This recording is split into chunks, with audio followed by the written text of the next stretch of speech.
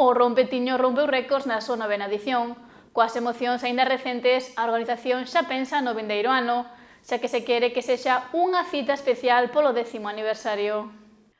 Por todo son foi esta fin de semana o centro neurálxico da música e dos deportes urbanos de Galicia. O domingo pechou a súa novena edición cunhas cifras de récord. O cartel deste ano despertou o interese do público, polo que se completou o aforo dispoñible para os concertos do venres e do sábado, o que levou tamén a colgar o cartel de cheo na zona da acampada. Unha vez máis, o festival reafirma a súa calidade converténdose nunha referencia para a mocidade no rap e no trap.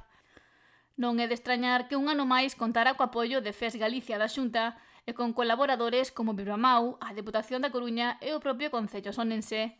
Unha vintena de artistas enchían o cartel desta novena edición con nomes tan destacados como Arce, Dirtisac, Sotoasa ou Virrael B, que fixeron vibrar os asistentes. Todas as xornadas do Rompe, que comezou o venres día 4, foron un éxito e pechou esta novena entrega o domingo 6, onde os protagonistas foron os deportes urbanos, e que este festival é tamén referente neste ámbito, polo que se viviron ao longo da fin de semana competicións de 3x3, skate, BMX e breakdance a nivel galego.